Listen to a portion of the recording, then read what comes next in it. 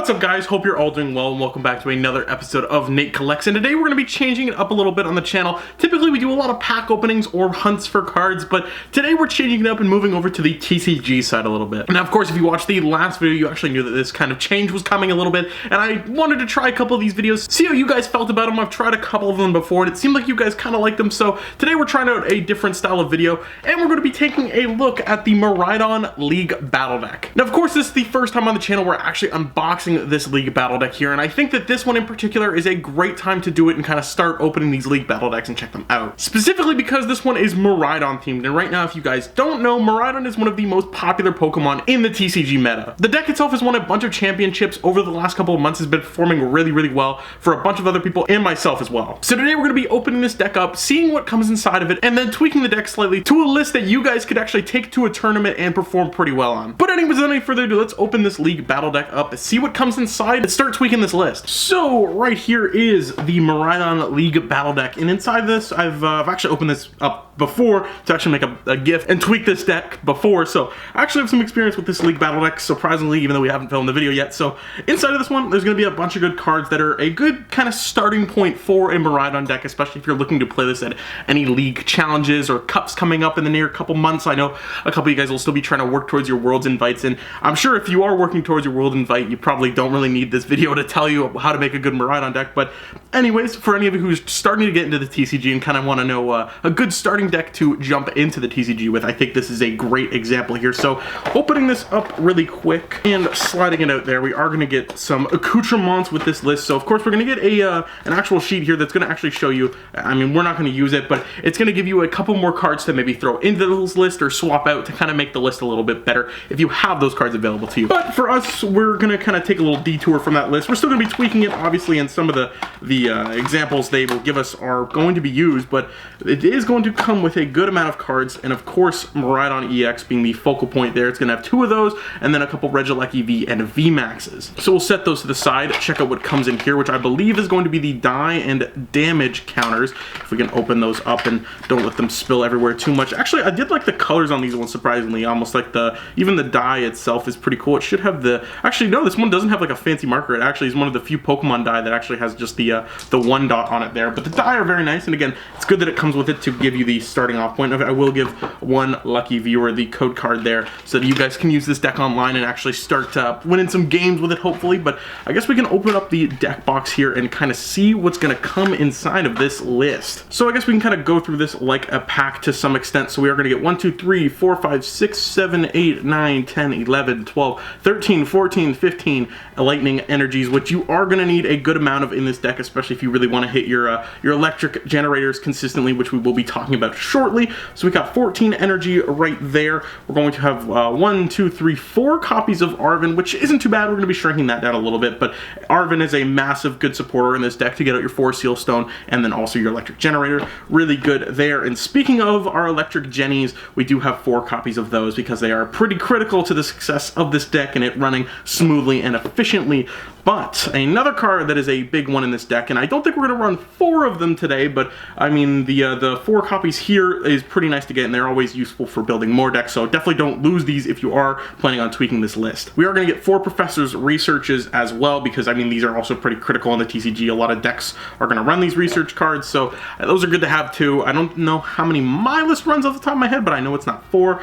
4 Ultra Ball there into 3 Nest Ball. We're not going to be needing as many Pokemon search cards in this deck because Miraidon itself is pretty much a Battle VIP Pass in a Pokemon, if you guys know what I'm talking about. Battle VIP Pass, very powerful item card that a lot of decks are running a 4 count of, where you can search for 2 basic Pokemon and put them on your bench on your first turn. Now, Miraidon can use its Tandem Unit ability, which allows you to search for 2 basic Lightning Pokemon and put them on your bench. So for a Lightning type deck, it works very well, and we don't need to include the Battle Vips for this deck for sure. But we do have 2 stadiums here, being Beach Court, which are pretty important, and then we're going to have 2 switches to make sure you can get your Flaaffys out of the active, which actually there's no Flaaffys in this specific 60 here, but 2 Vitality Bands, and then 2 Regielekis, 2 Zeraoras, which are very nice, and then we should have a 2-2 line of Bidoof and Bibarel, and honestly one of my favorite cards that comes in this deck is going to be this 4 Seal Stone here. It's a non-hollow variation, which I guess I know a lot of players like because some of the hollow on the 4 Seal Stone tends to warp a little bit, and ends up messing up your card and makes it almost look like it stands out of a deck, which you can get flagged for at some tournaments.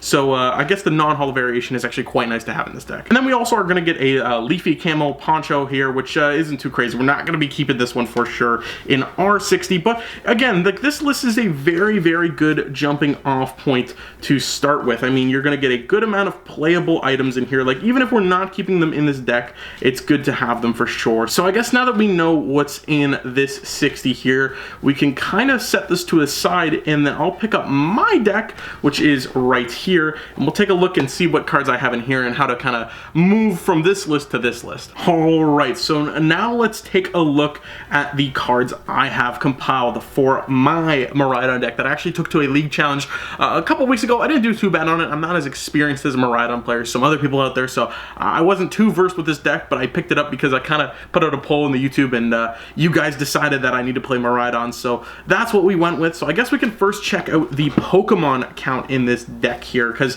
they do change a little bit in here, but not too much. So the 3 that we are going to be starting off with here is Miraidon EX. Now, of course, I went a little more blingy with my deck than some other trainers might like to do, so the main league battle deck is going to come with 2. I recommend highly adding a 3rd Miraidon for this variation of the deck. There's a couple different lists which I will definitely be showing off in a couple minutes after we get through mine, but I went with the 3 Miraidon line. I find it's just a little more consistent for getting that out on your first turn, and of course the spicy alternate art is very, very nice as well. Then a main addition we definitely have to make in here is Raikou V. Whether you're running 1 or 2, Raikou V is a very powerful small energy attacker that can dish out up to 220 damage, which is enough to KO most basic Vs and EXs, so it's a very powerful attacker to use for 2 energy, especially when you can probably get this set up on your second turn and just attack right away with it. And Fleet-footed being a very powerful ability where you can draw a card, so the more cards you see in a turn, the better. So we are running 2 in this list for sure, so these are going to be 2 additional cards that you will have to pick up if you are trying to kind of copy my 60. Then we are running 2 Mareeps and 2 Flaaffys to go along with it, because the 2-2 line is, I think, pretty solid. I've seen some people kind of going down to the 1-1 line in the more turbo build of this deck, but mine is definitely the more kind of generic path Miraidon. I haven't tweaked the list in a little bit, so this is what we are running right now with the 2 Dynamotor Flaaffys and the 2 Mareeps. I think there are 70 HP Mareeps out there, which might be something to look into, but they might have a 2 retreat cost, so I don't know if they're that worth it. But I am running the 2-2 line here for some energy acceleration from the discard pile, which is pretty important in this deck. I have seen some people swapping these out for some EXP shares instead, or even energy stickers, so there's a lot to look into with this list and be tested if you are planning on taking this to any tournament. But I think the Flaaffys are pretty solid, so I am going with a 2-2 line of those. And of course, one of the greatest additions to this deck is definitely Iron Hands EX here. Now, I have seen some people running 2 of these, but we are just running the 1 copy of it, and I mean, it is a very, very powerful card. Ampy very much. Being able to take an additional prize card on single prizes with small HP is extremely powerful in the TCG today, with a lot of 1 prize decks still being out there and pretty prevalent too. So if you can be taking 2 prizes early off a 1 prizer, that's pretty powerful, and it means, I think, and I mean, Iron Hands kind of jumped this deck up until the S tier spot recently too. Without it, it was pretty good, but Iron Hands makes this deck so much more powerful. We are then going to have a Raichu V here, which allows us to get these big one-shot KOs on big Pokemon like Charizard, maybe even Giratina or Gardevoir. So having that ability to one-shot in this deck, I think, is really powerful. I used to run 2 Raichus, but I ended up going down to 1, because I find I don't need it too much, especially with Iron Hands being the more prevalent attacker these days, where you can kind of take that early 2 prizer and then you can kind of snowball from there. But Raichu is still very important. I recommend you run at least 1 in your list. And we'll go on to a couple other cards here. So as you can see, I have a, this is supposed to be a Zapdos from Pokemon Go. I recently lent mine to my buddy Noah so he could play in a tournament, so I don't currently have this now. So we have a little proxy here. I'll pop it up on screen right here so you guys know what the card looks like. Basically, all it's going to do is add 10 extra damage to your basic lightning Pokemon's attacks. Now, that might seem like not a lot. Like, Nate, 10 damage doesn't really get you far, but there's a lot of numbers in the TCG currently that are 230, like Iron Hands and Roaring Moon, so you can actually get away with one-shotting those with Miraidon or Raikou. So the 10 damage ends up going a long way sometimes, so I think it's a very strong card to still leave in this deck for sure. And then underneath that, we are going to have Zeraora, which is included in the League Battle deck. So Zeraora, of course, being great because it is a free retreater pivot Pokemon, and it's good to have. I mean, if you need to swap this up on an escape rope, you know you can get out of the active very easily. So those 2 cards there, I would say, are pretty important in this deck. And then leaving us with our 2 other random Pokemon, Mew EX. Of course, I'm using the one from the 151 UPC there, looking very, very fancy. I know you guys are probably thinking it's an alternate art, but this card is not that expensive. Trust me, I'm not burning too much in alternate arts in these decks, I promise, but with the restart ability there to draw some couple extra cards a turn is very useful, and the genome hacking to make your Lost Giratina matchup a lot better, because you can copy the Lost Impact attack and just knock it out for its own attack, basically, which is very, very powerful. And then we do have also Squawkabilly for those kind of slow starts where you can put Squawkabilly, refresh your hand, and hopefully get some more electric generators on your first turn to maybe get that turn 2 attack off more consistently. So that rounds out our Pokemon lineup, and now we can go through our supporters. So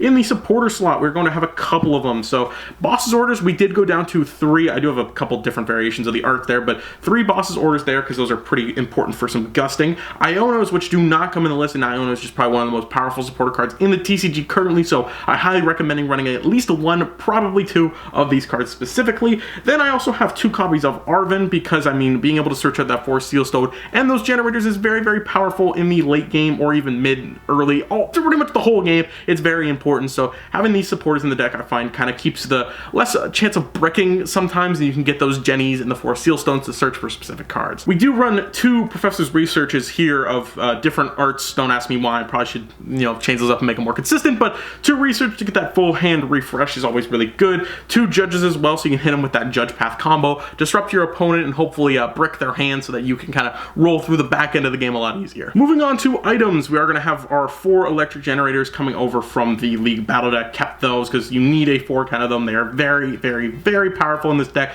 and kind of the lifeline of this deck sometimes. Without these, I don't think this deck would be nearly as good, so definitely have your Jennies in this list. Sometimes they might do you wrong, but they're pretty important to have. We did keep 2 Nest Balls instead of the 3 that the League Battle deck came with, and we also did keep 2 Ultra Balls. I do have my stamped one from League there, so definitely if you can go to League and get some of those stamped cards, that's always nice. But we did do 2 instead of 4 because you don't really need them, I find. The Pokemon search in this deck is pretty good, and especially since late game, you're kind of already drawing into a lot of those Flaaffies some of the time. So the Ultra Balls are just there to add some consistency to the list. We also did add 1 Lost Vacuum here to take off some charms or a pesky stadium in play, which is always really important.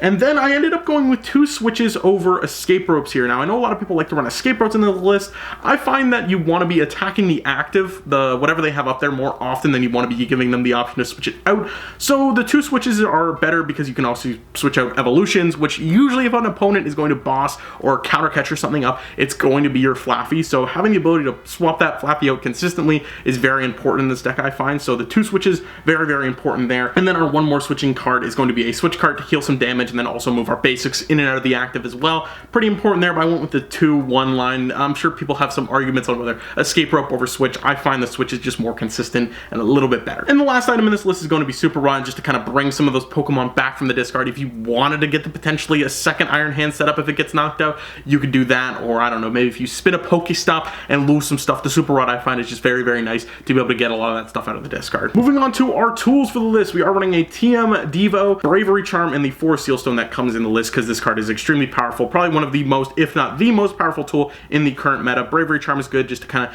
add some more health to some of your Pokemon. And then TM Devo, a lot of you guys are probably thinking, well, why are we running this?